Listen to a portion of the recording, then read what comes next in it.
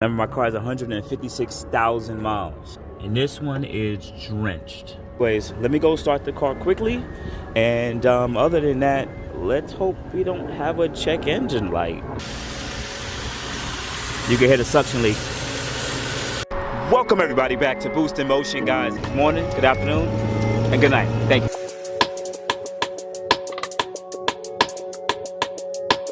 Welcome everybody back to Boost in Motion, guys, and today we're going to be changing the spark plugs and coil packs for my Infiniti Q50 3.7, guys. So guys, let's jump into the video. All right, the first thing you want to do is remove the 10mm bolts for your engine cover. You can use a regular ratchet or electric ratchet.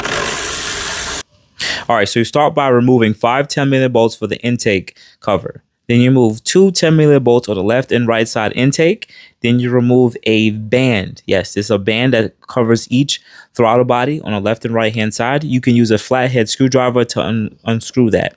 Now, here's the thing. You can also use the pliers to unclip the intake tube and move it fully out, but I didn't do that.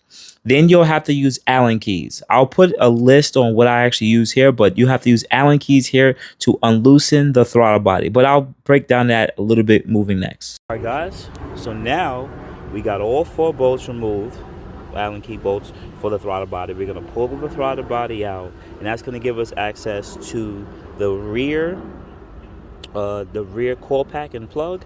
The middle one's right here, and then the front one is right here. So we're going to remove those 10mm bolts, and then we're going to swap out those plugs. Now, I just want to let you guys know, I went with a Bosch set of plugs. I did not go with NGK or the Densos. I went with Bosch. To be honest with y'all, be so honest, it's because, number one, cost effective, cheaper. And number two, I'm not doing anything with this car as of yet. I don't know when these plugs were changed, so I just went with the more cost-effective plugs that are good. I remember I went with Bosch before, and I just want the car. No, I don't know how old these plugs are. This car is 160, almost 160,000 miles. These plugs might be very old. The gas mileage is terrible in this car. The cats are probably clogged, so that's why we're also changing coil packs. The coil packs are actually going to come from my friend.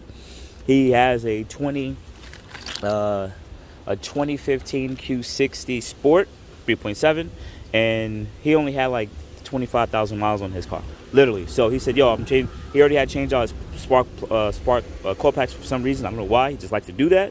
So he said, yo, take my oil sparks. So these are about the same age. They're about the same age, but they have way less running time, I would say, on them. So we're going to change these out too. Let's see if there's a difference between the two first. And we're going to start with this side. And I want to put this in this video. I'm going to do one bank at a time, which means I'm going to change this bank, put everything back together, and then start the car. Because if there's any issues, I want to catch it to know exactly where it is first, rather than change all 6, which most people do, and just start the car and then have to go back and look for it. I'll just start on one side, start the car, let it run for 1 minute, and then turn the car off, make sure it get too hot, and then I go to the other side. Just so that I could always go back and find my problem rather than have to get a scanner, because I don't have my scanner that readily available right now. But anyways, let's get back into the video. Let's go. All right, so next what you got to do is remove the 10mm bolts for each electronic coil pack. Just take your time, remove those. You can use any ratchet or electric wrench. Like me, I use electric wrench and remove that. Next you'll have to do is you'll have to get a spark plug remover. Now, I want to use a spark plug remover with an extension, and I use the electronic gun. I also use a regular ratchet and just ratchet it out. And just make sure you take your time. Once again, don't rush this. Take your time. I wish I had gloves, but my hands are getting dirty, but you got to see this. All right, guys. So, remember, my car has 156,000 miles. Take a look. These are my different spark plugs for each hole. Now, this is the front one. I have it lined with the cylinder. This one has a little bit of oil. It's gonna happen. This one has a little bit more, and this one is drenched. Here's the thing, guys. I gotta be honest with y'all. There's no point of changing these spark plugs, 1, 2, and 3. There's no point. The reason being is, if I change these, the new ones are gonna go bad. Right? Once I put them in there, there's no oil gonna get on them, but I can't change the, what you want to call it, I can't change the spark packs, because if I change the spark packs, they're gonna go bad too. So we're gonna have to end up doing is I'm gonna have to clean off these spark plugs and put them back in the car, and we're now gonna have to change the valve covers for both sides of this car. It's the valve cover is just too bad, right? For me to waste the money on the spark plugs, waste the money on the coil packs and just kill them because of the oil would be no sense. So we're gonna clean these spark plugs, we're gonna put them back in and start the car, and we'll do this another day.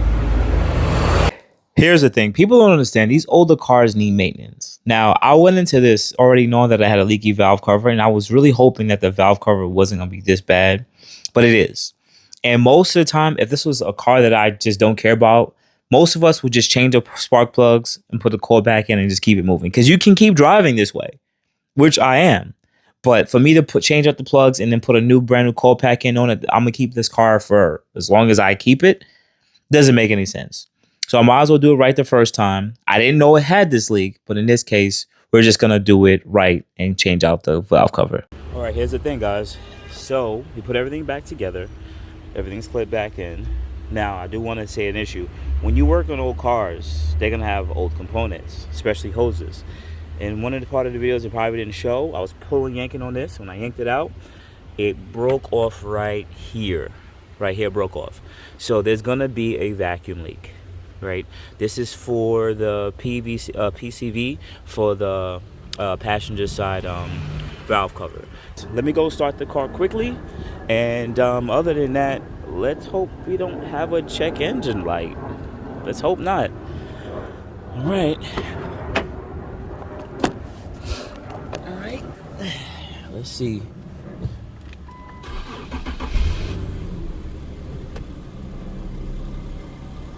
You may have an air leak though, so that could cause a check engine light, guys. All right, no check engine light now. Hopefully we don't get no copyright. Let me see. But it's always gonna rev slow.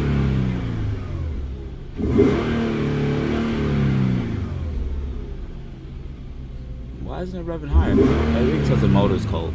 That could be it. But other than that, guys, let me let the car run a little bit. But I just want to say just now, right now on video, yeah, we're gonna have to end up changing that, guys. You can hear the suction leak right there. I'm gonna have to fix that ASAP. That's why it's not revving all the way up. See it? It's gonna mess with the mass airflow. Now it's running quiet. All right, so I'm gonna have to fix that. I'm gonna just fix it with some tape, tie it around it. But other than that, that's why it's not revving all the way up, because the suction's too much air is being unmetered here. But other than that, guys, you guys know what I have to do. Let me turn off the engine before I have any other issues. Turn it off.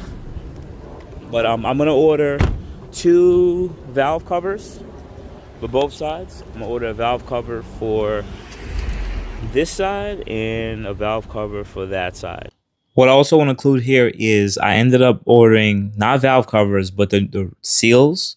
You can order those from Z1 Motorsports, or there's other aftermarket companies like Philpro. But other than that, I'll put links below to what I actually choose to buy. And also, I did fix that vacuum leak. I used 3-inch inner diameter heater holes that I got from AutoZone, about 2 foot. I only really need about a half a foot, well, a foot and a half.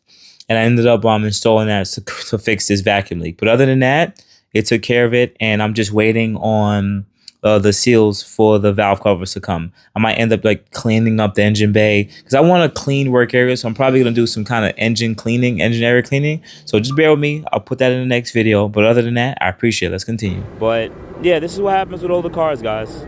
This is what we have to do. It is what it is. I appreciate it, guys. You have a good day. Thank you. All right, this is the fix for now. Just a little cap so that there's no more vacuum going on, so it'll idle properly. This now becomes a breather to the air. This is when you guys usually remove the tube and you always see those little breather cones. That's pretty much what that's going to be right now for now, until I replace this hose. I have the hose in the house, so I'll pretty much not today, I'll pick it up on my way to work or something, and I'll go and cut about, maybe that's like 2 feet of breather hose that's non-collapsible. But other than that, that's what we're gonna do for now. Let me just start the car, make sure it's good. Okay. And it should start up perfectly fine. No more issues, no more problems.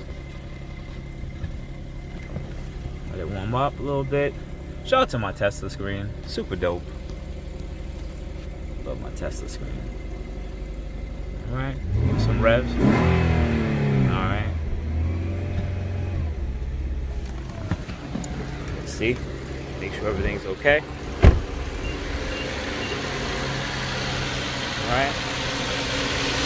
Perfectly fine. Let the car warm up. Other than that, guys, we're gonna have to once again look into this and see what ways we can do to fix the issue that we're having with the valve covers leaking. So you'll see that in probably the next episode. I really wanted to do it this week, but I know I now have to do a little bit more conscious decision. But plus, there's so much leaks around the gasket for the valve covers, so it is what it is. You can't win it all, right? I should have known that this was a thing. Car has a high mileage, but this is good content for you guys to see what you may need to repair in the future. But as of right now, the car's running good.